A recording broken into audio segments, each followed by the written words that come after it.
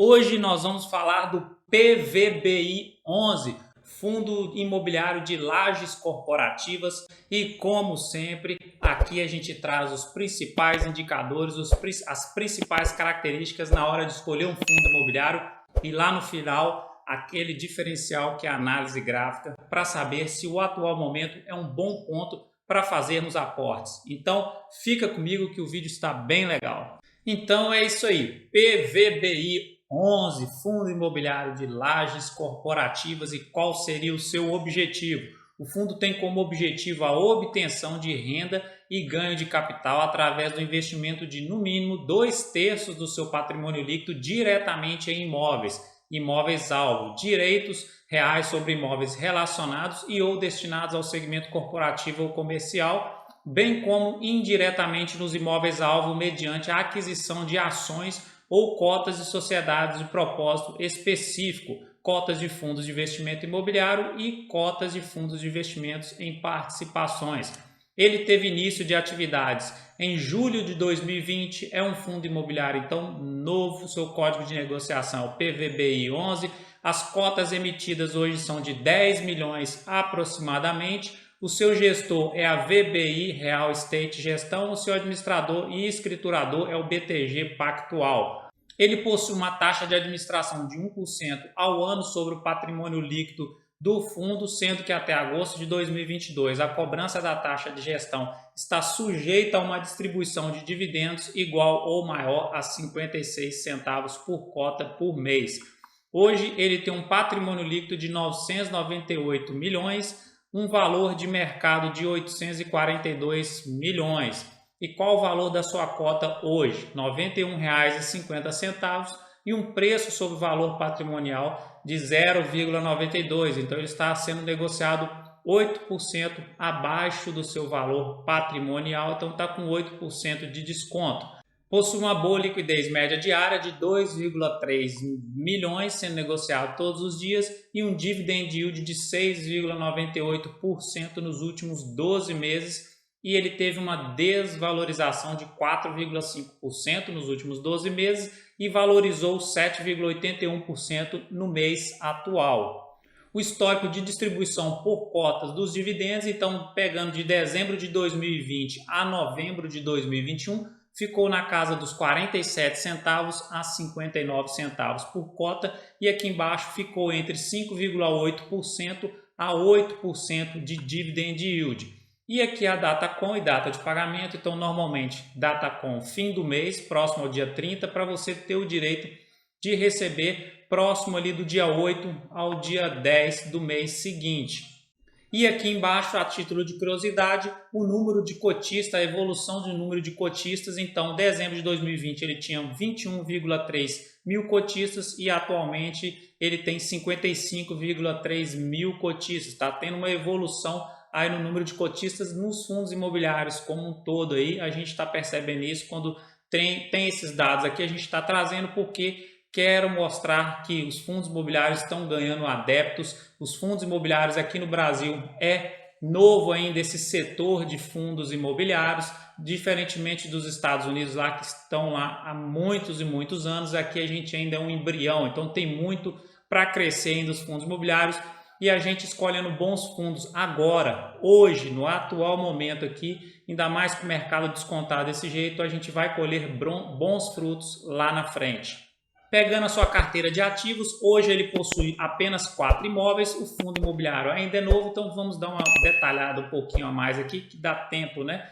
Então o Parque Tower, o fundo tem 100% de participação e é um locatário. O FL 4.440, ele tem 50% de participação nesse imóvel e são 10 locatários.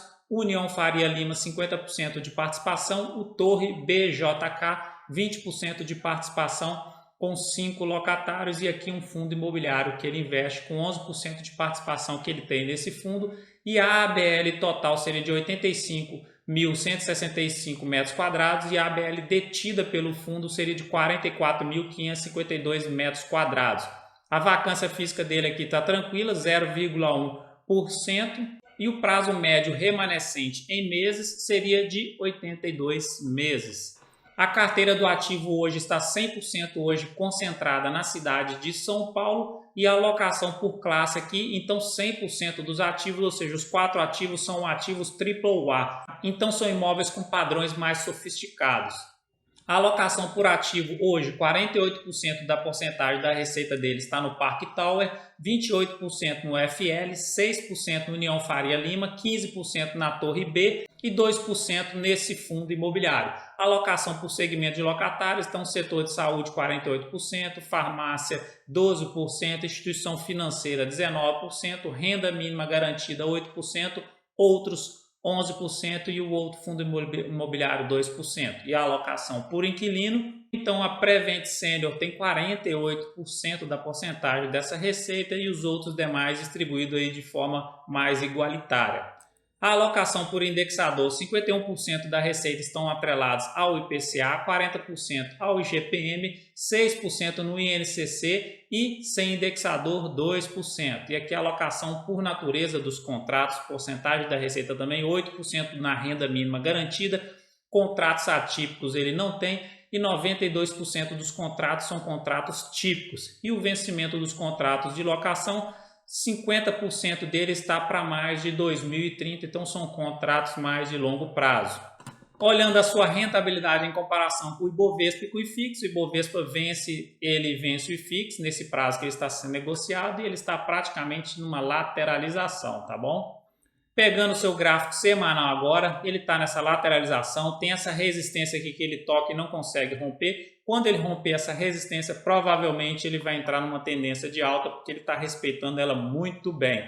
E o que acontece aqui? Eu trouxe uma informação para a gente o seguinte: quanto maior o período gráfico, mais sinais fortes eles nos dão. Por exemplo, o gráfico mensal, quando ocorre o cruzamento aqui do MACD, ele é mais forte esse sinal de cruzamento do MACD no gráfico mensal do que no gráfico semanal e, consequentemente, do que no gráfico diário. Então, o gráfico semanal aqui cruzou o MACD aqui azul por cima da laranja. Então, sinaliza uma possível reversão de tendência.